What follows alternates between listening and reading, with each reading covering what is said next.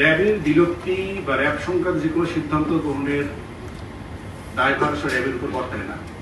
সরকার এই বিষয়গুলো বিবেচনা করবেন। আমাদের দায়িত্ব হচ্ছে দায়িত্ব পালন করে যাওয়া, আমাদের কর্তব্য হচ্ছে দায়িত্ব পালন করা। এবং যেহেতু আমরা রাষ্ট্রের সুযোগ সুবিধা দিয়ে বেড়ে উঠছি, রাষ্ট্রের সুযোগ ভোগ করছি, সেক্ষেত্রে আমাদের মূল কাজই হচ্ছে র্যাবকে জনগণের সামনে একটা ভালোভাবে উপস্থাপন করা, কাজের মাধ্যমে নিজেদেরকে প্রতিষ্ঠিত করা। সুতরাং র্যাব সম্পর্কে যে কোনো সিদ্ধান্ত সরকার নেবে, আমরা শুধু আমাদের কাজটুকু করব। আপনি বিগত 1.5 বছরে, বিশেষ করে পূর্ববর্তী সরকারের কথা বলি এবং এখন দীর্ঘ সময় আমরা পাচ্ছি, আমাদের কার্যক্রম যদি আপনারা পর্যালোচনা করে দেখেন, তখন দেখবেন যে র্যাবের অপকর্ম বা অপকীর্তির ইতিহাস কিন্তু খুব বেশি নেই। তার মানে এটাতেই প্রমাণিত হয় যে র্যাবকে যদি সঠিকভাবে পরিচালনা করা যায়, তাহলে র্যাব সঠিকভাবে পরিচালিত হতে পারে। এবং আমি মনে করি এ ব্যাপারে সরকার চেষ্টা করছেন আমাদেরকে ভালো কাজে সম্পৃক্ত করবার জন্য, এবং আমি আশা করি, বিশ্বাস করি যে র্যাব সঠিকভাবে পরিচালিত হবে। আমি মনে করি সরকারের যে চিন্তা ভাবনা আছে তাতে রাজনৈতিকভাবে বিষয় না বলে যদি বলি সঠিকভাবে পরিচালিত হবে, এই ব্যাপারে সরকারের প্রয়োজনীয় নির্দেশনা আমরা পেয়েছি। অত্যন্ত পেশাদারী, প্রযুক্তি নির্ভর, জনবান্ধব এবং যে মানবতার কথাগুলো বলা হচ্ছে, যে মানবিকভাবে যেন আমরা কাজ করতে পারি, সেরকম একটা অবস্থান আমি দেখতে চাই এবং আমরা মনে হয় সেই জায়গায় আমরা যেতে পারবো ইনশাআল্লাহ। আমার প্রশ্ন ছিল, গোয়েন্দা তৎপরতা বৃদ্ধি করেছি এবং যে বিষয়গুলোর কথা আপনি উপস্থাপন করেন এগুলো আমরা জেনেছি, এই বিষয়গুলো আমাদের গোচরে আছে এবং এগুলোর উপর আমরা কাজ করছি। বিগত সময় আমরা অনেক কারণে অনেক দিকে দৃষ্টি দিতে পারিনি, বেশ নির্বাচন ছিল আমাদের সবচেয়ে বড় প্রায়োরিটির জায়গা, সে কারণে আমরা এই বিষয়গুলো নজর দিতে পারিনি। বাট এখন আমাদের যে চিন্তা ভাবনা আছে, আমরা তথ্য সংগ্রহ করছি এবং যে দুটো জায়গার কথা আপনি বললেন, এই দুটো জায়গায় আমরা কাজ করব। আপাতত এটুকুই বলতে পারি, আমাদের কাজ চলছে। এবং সন্ত্রাসবাদ এই বিষয়গুলো আছে কি নাই একবারে কথাগুলো জবাব আমি দিতে চাইবো না, বাট আমরা কাজ করছি। যে বাদই থাকুক না কেন, উগ্রবাদ থাক, জঙ্গিবাদ থাক, যাই থাকুক না কেন, বা আছে কিনা সেটা না গিয়ে বরং যদি কিছু থেকে থাকে এগুলোর উপর আমরা কাজ করছি, কাজ কিন্তু চলমান আছে। সুতরাং যে বাদই থাকুক আমরা সব বাদই ইনশাআল্লাহ নির্মূল করতে পারবো। আপনি নিজেই বলছেন যে গ্রেপ্তার হচ্ছে এবং বেরিয়ে আসছে, সুতরাং এটা আপনার প্রশ্ন। কিশোরের গডফাদার আর এসমাহানি, আমরা যতটুকু জেনেছি এবং যতটুকু জানি, কিশোর গ্যাং বাংলাদেশে দিনে দিনে প্রকট আকার ধারণ করছে। আমাদের কার্যক্রম অব্যাহত রয়েছে এবং র্যাবের পাশাপাশি পুলিশ এবং র্যাব যৌথভাবে অনেক জায়গায় কাজ করছে।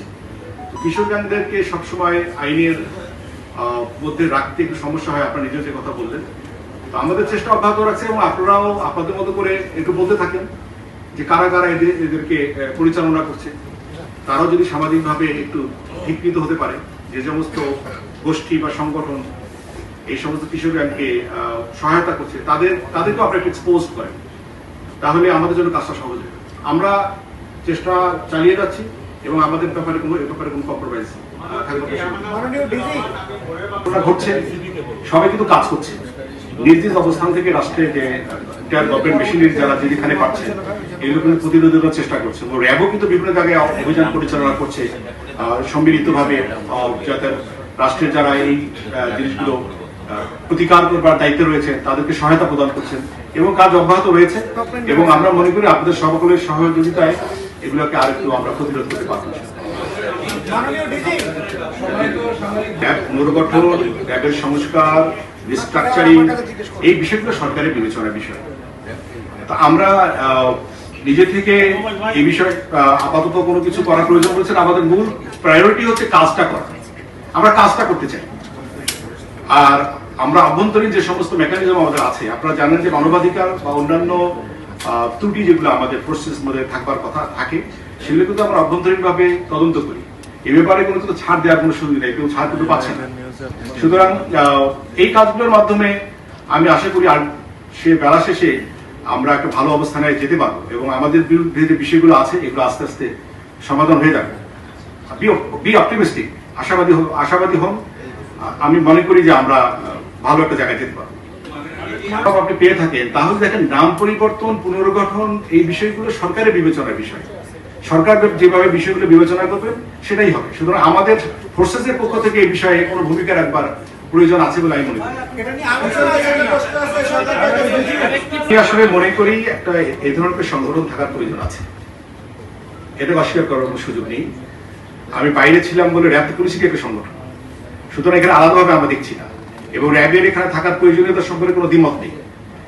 এবং আমি বাইরে থেকে যা দেখেছি, আমি এসে আরো বেশি স্ট্রাকচার্ড, আরো আমার ইমপ্রেশন আরো ভালো হয়েছে নিঃসন্দেহে বলা চলে। এবং আমি মনে করি এই সংগঠনকে সামনের দিকে এগিয়ে নিয়ে যাওয়া সম্ভব। এবং আমি চাই ব্যক্তিগতভাবে একটি পেশাদার, মানবিক এবং প্রযুক্তি নির্ভর একটা সংগঠন গড়ে উঠুক, এবং এটা রাষ্ট্রের যে গুরুত্বপূর্ণ দায়িত্ব যখন যেভাবে আসে সেটা প্রতিকার, প্রতিরোধ, অপরাধ প্রতিকার এবং প্রতিরোধ এবং দায়িত্বশীল ভূমিকা পালন করতে এরা আগামীতে অত্যন্ত দায়িত্বশীল ভূমিকা পালন করতে পারবে বলে আমি বিশ্বাস করি, আমি আশা করি, এবং সম্ভাবনার মধ্যে রয়েছে। পেছনে একটি প্রশ্ন আছে, আপনারা যদি এই বিষয়গুলো অ্যানালাইসিস করে দেখেন যে র্যাবের ফরমেশনের পর থেকে এখন পর্যন্ত কোন কোন সময় কি কি অবরোধের কারণে এই ঘটনাগুলো ঘটলো, তাহলে আপনারা নিজেরাই বুঝতে পারবেন যে কাজের ক্ষেত্রে কিছুটা ডেভিয়েশন হয়তো ছিল, কিছুটা হয়তো পদস্খলন ছিল বলে এরকম একটা বিষয় থাকতে পারে। তো আমরা সেই জায়গাটা যদি রিপেয়ার করতে পারি তাহলে আমার মনে হয় যে যে স্যাংশনের বিষয়গুলো আছে এগুলো থাকবে না। আমরা কাজ দিয়ে আসলে প্রমাণ করব যে আমাদের তার প্রমাণ কিন্তু আমরা গত 1.5 বছর দিয়েছি যে আমরা ভালো জায়গায় থাকতে পারি, ভালো কাজ করতে পারি। সুতরাং যদি ভালো কাজ করতে পারি আশা করি সমস্যা হবে না। Thank you. বা যে যাই বলুক, সে তো বলবার অধিকারকে তাকে হরণ করবার কোনো সুযোগ নেই। যে কেউ যে কোনো কথা বলতেই পারে, তবে বিলুপ্তি বা যে কথা বললাম রিস্ট্রাকচারিং বা রিনেম যাই বলি না কেন, যে কোনো পুনর্গঠন বা যে কোনো কিছু সরকারের দায়িত্ব, সরকারের বিষয়। এটা আমাদের সংস্থার পক্ষ থেকে এখানে কোনো সিদ্ধান্ত দেবার বা কোনো বক্তব্য দেওয়ার সুযোগ বা প্রয়োজন আছে বলে আমি মনে করি। মাননীয় ডিজি, এখানে একটা বিচার প্রক্রিয়ার সাথে সম্পর্কিত যে কোনো বিষয় আমাদের কাছে সহায়তা চাওয়া হলে আমরা সর্বোচ্চ সহায়তা প্রদান করব। আমাদের কাছে যা আছে, যেটুকু তথ্য থাকবে তার ভিত্তিতে, যে তথ্য আমার কাছে নেই বা থাকবে না বা আমার কাছে আমার দেবার সামর্থ্য বা সাধ্য নেই, সেক্ষেত্রে হয়তো আমরা অপারগতা প্রকাশ করতে পারবো। কিন্তু যে যতটুকু সাধ্য এবং সামর্থ্যের মধ্যে তথ্য আমাদের কাছে আছে তা আমরা বিচার প্রক্রিয়াকে এগিয়ে নিয়ে যেতে প্রয়োজনীয় সহায়তা করব। ট্রাইব্যুনাল কি যোগাযোগ করেছে ডিজি, মাননীয় ডিজি? এখন পর্যন্ত করেছে বলে আমার জানা নেই। ধন্যবাদ। অনেক কিছু নিয়ে কথা হয়।